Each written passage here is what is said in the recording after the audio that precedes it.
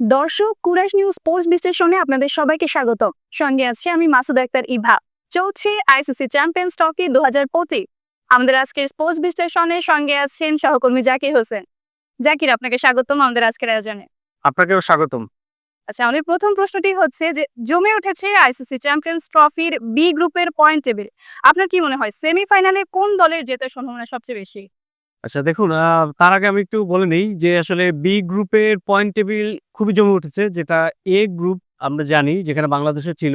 এটা একবারেই মানে পাংশে ধরনের হয়ে গিয়েছিল। কারণ আগেই নির্ধারিত হয়েছে যে কারা মূলত সেমিফাইনালে যাবে। পাকিস্তান এবং বাংলাদেশ ২ টি দেশই বাদ হয়ে গেছে। এখন বি গ্রুপে আসলে আমাদের যে আমরা দেখছি যে অলরেডি ইংল্যান্ড বাদ হয়ে গেছে। ৩ টি দল আছে, সাউথ আফ্রিকা, অস্ট্রেলিয়া এবং আফগানিস্তান। আফগানিস্তান দুর্দান্তভাবে ইংল্যান্ডকে হারিয়ে দিয়ে কিন্তু এখনো সেমিফাইনালের পথে টিকে আছে। দেখুন এই বিশ্লেষণে যদি যাই আমরা তাহলে সাউথ আফ্রিকা এবং অস্ট্রেলিয়ার একটি খেলা আছে। আপনি জানেন যে অস্ট্রেলিয়া কিন্তু ১ম ম্যাচেই তারা জিতে কিন্তু সেমিফাইনালের দ্বারপ্রান্তে চলে গেছে। সাউথ আফ্রিকাও ১ম ম্যাচ জিতে কিন্তু সেমিফাইনাল দ্বারপ্রান্তে চলে গেছে। এখন আ অস্ট্রেলিয়া এবং আ ইংল্যান্ডের মধ্যে যেই খেলাটি হয়েছিল সেটাতে তো ইংল্যান্ড হেরে অলরেডি ১ ম্যাচ হেরে গেছে। তারপরে আ এই যে আফগানিস্তানের সাথে হেরে একেবারে বিদায়। এখন এই মুহূর্তে অস্ট্রেলিয়ার সাথে সেমিফাইনালের দৌড়ে আফগানিস্তানের খেলা রয়েছে। এইখানে যদি আফগানিস্তান যদি জিতে যায় তাহলে আফগানিস্তান সরাসরি সেমিফাইনালতে চলে যাবে। যদি আফগানিস্তান হেরে যায় সেক্ষেত্রে সাউথ আফ্রিকা এবং অস্ট্রেলিয়া যাওয়ার সম্ভাবনা রয়েছে।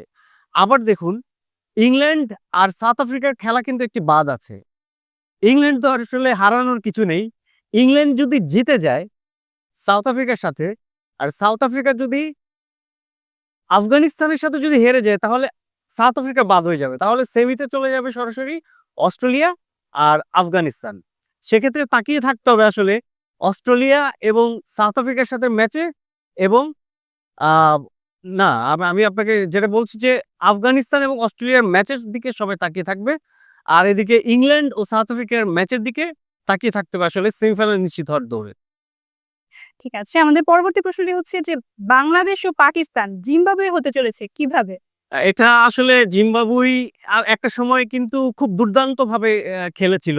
আপনারা জানেন যেকোনো দলকে বিট করে যেকোনো আইসিসি চ্যাম্পিয়ন্স ট্রফিতে কিন্তু জিম্বাবুই খুব ভালো শক্ত অবস্থানে ছিল। তাদের খুব নামকরা প্লেয়ার ছিল। অ্যান্ডি ফ্লাওয়ার, তারপরে হচ্ছে স্টুয়ার্ট, মানে দুর্দান্ত বাঘা প্লেয়ার ছিল একটা সময়। কিন্তু সেই জিম্বাবুয়ে কিন্তু একেবারে ফল করে কিন্তু এখন খাদের কিনারে চলে গেছে। আইসিসি ইভেন্টে চান্সই পায় না। জিম্বাবুয়ের এমন অবস্থা হয়ে গেছে। মানে একেবারে হাই থেকে শুরু হয়েছিল তাদের, একবারে মাটির সাথে তারা মিশে গেছে।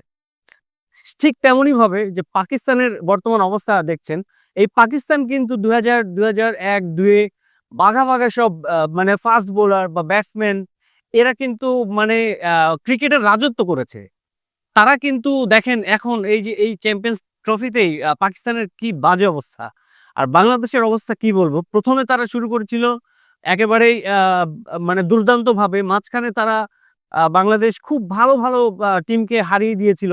তারা জানান দিয়েছিল যে আসলে বিশ্বে ক্রিকেটে বাংলাদেশ রাজত্ব করতেই এসেছিল। কিন্তু দেখেন এই গত ২ বছর যাবৎ বাংলাদেশের পরিস্থিতি আসলে এমন হয়ে দাঁড়িয়েছে, এই জিম্বাবুয়ের হওয়ার পথেই কিন্তু তারা চলে যাচ্ছে। এই যে আইসিসি চ্যাম্পিয়ন্স ট্রফিতে দেখেন যে কোন দলের সাথেই মানে হারা তো যায় যে ফাইট করে হারার বিষয়। যে মরি জিতি নাহিলাজ, ফাইট করব আমি।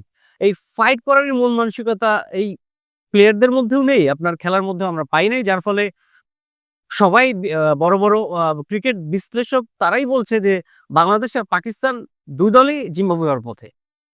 আচ্ছা, আপনার কি মনে হয় এবার চ্যাম্পিয়ন হওয়ার আশঙ্কা কোন দলের সবচেয়ে বেশি? আমি বলব নিউজিল্যান্ড। নিউজিল্যান্ড কেন? দেখুন, নিউজিল্যান্ডের এখন পর্যন্ত তারা এই গত আ এর আগেও যে চ্যাম্পিয়ন্স ট্রফি হয়েছিল সেখানেও নিউজিল্যান্ড দুর্দান্ত মানে পারফরম্যান্স করেছিল। সেমিফাইনালে গিয়েছিল। তারপরেও এর ইন্ডিয়ার আপনার ইন্ডিয়াতে বিশ্বকাপ হওয়ার আগে আরকি ওই ইংল্যান্ডের সাথে কিন্তু ফাইনালে তারা কিন্তু হেরেছে। বিশ্ব কাপে কিন্তু নিউজিল্যান্ড হেরেছে। আসলে শিরোপার সেই মুখ কিন্তু তারা এখনো পর্যন্ত দেখতে পারেনি। কিন্তু দেখুন ব্যাটিং, বোলিং আর ফিল্ডিং এই ৩ ডিপার্টমেন্টেই কিন্তু এখনো পর্যন্ত নিউজিল্যান্ড ব্যালেন্সড একটা টিম এবং তারা দুর্দান্তভাবে শুরু করেছে। আপনারা দেখেছেন যে পাকিস্তানকে হারিয়ে দিয়েছে চ্যাম্পিয়ন্স ট্রফিতে। বাংলাদেশকেও ডমিনেট করে জিতেছে এবং ভারতের সাথেও আশা করি আ যদি হারেও তাহলে ক্ষতি নেই। কারণ নিউজিল্যান্ড অলরেডি সেমিফাইনাল নিশ্চিত করে ফেলেছে। তো আমার মনে হয় সবকিছু মিলিয়ে নিউজিল্যান্ড চ্যাম্পিয়ন হওয়ার এবার আমি মনে করি যে অন্যতম দাবিদার। অসংখ্য ধন্যবাদ আপনাকে জাকির, এবং আমাদের দর্শকদেরকেও অসংখ্য ধন্যবাদ এতক্ষণ সাথে থাকার জন্য। চোখ রাখুন কুরাইশ নিউজ স্পোর্টস বিশ্লেষণে আমাদের পরবর্তী আপডেট জানার জন্য।